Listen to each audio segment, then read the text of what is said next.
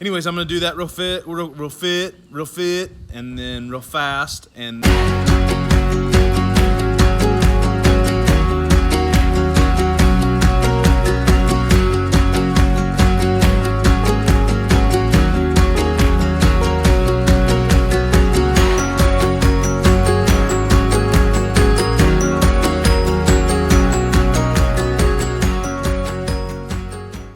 so today we are up here for day, what is this, day 4 of metal installation. Day 3, they didn't quite get done with this lower side. They were short-handed, only had a couple of guys. I'm also doing this with my iPhone, so if there's wind, I apologize. I'm doing my best to cover the microphone, but yeah, so they have that much of the south side done. The rest of it's insulated. They're just ready to lay metal. They're finishing the L metal on the north end. You saw us do the framing stuff, prepping for that. So you can kind of see right there where they've already started the L metal on this south side. So anyways, I'm gonna show you what I've been doing today so far this morning, what I've got to get done before I go out of town so that they can keep going and all that good stuff. So let me turn this off, get stuff set up, and come back to you. All right, so I got to cut the legs for all those window trims, and I didn't have my don't have my chop saw up here today. The guys needed it on another job, so I'm doing it the old-fashioned way. Well, not really that old-fashioned. I'm not like gonna hand saw stuff here. Come on now. I am going to be using a worm drive skill saw, and I'm going to show you a little cheat, maybe a cheat for some of you, may not be, as to how I can continue to use the blocks and do that. But also, I delivered yesterday, all the copper tops up here for the cupolas. So I've done a little bit of sealing on that.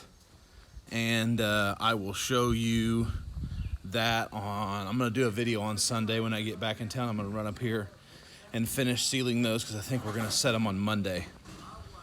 So I just got done with the gym. I'm sweaty, nasty, but I'm also trying to get out of town, and I've got to do this for these guys because it's not their job. They're roofers, not window trim makers. So I'm going to do that real quick. This is my stack of tops that you saw me cut on the chop saw in literally like 5 minutes the other day. And so now we are going to do the sides.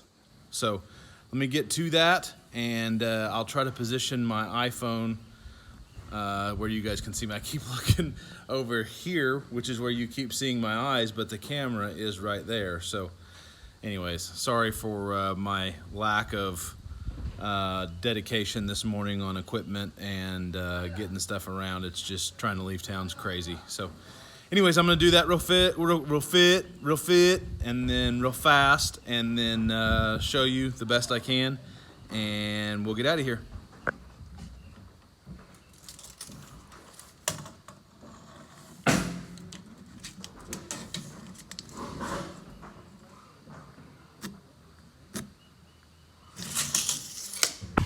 Okay, well, as you can see, I'm using still kind of junk material, just kind of leftover stuff that was used for bracing and scaffolding and all that kind of stuff. It's got nail holes all in it, nails still in it, kind of curled edges, marred up stuff. But like I said, this is all getting covered with metal, so as long as it's somewhat straight, it's usable. So what I've got here is I've got my block set up.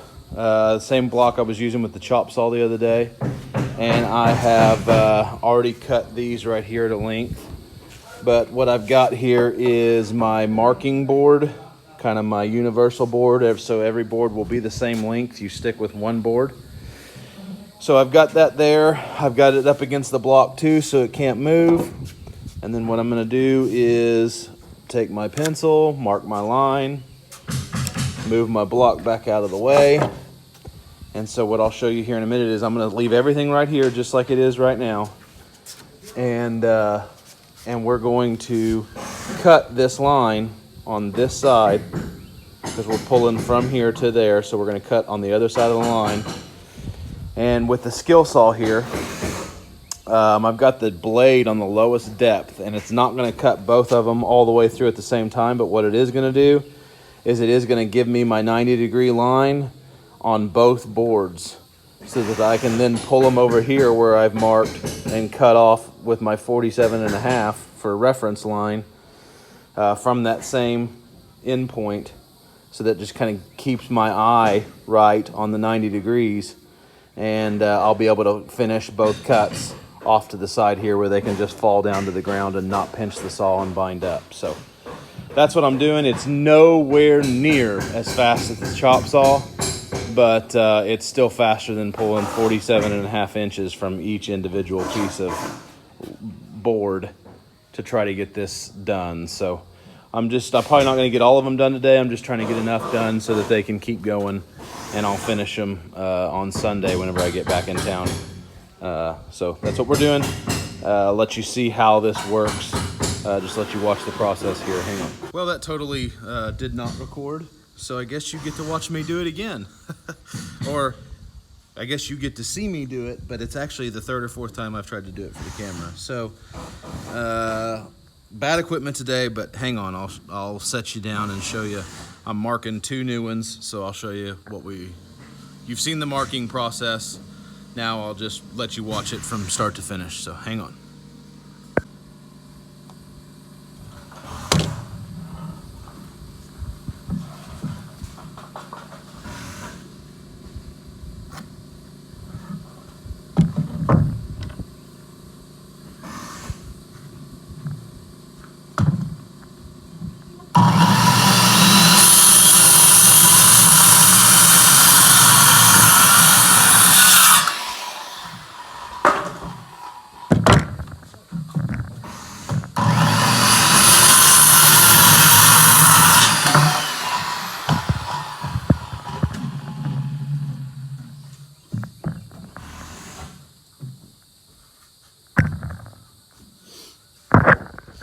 So it's as simple as that. So I have 2, 4, 6, 10 cut.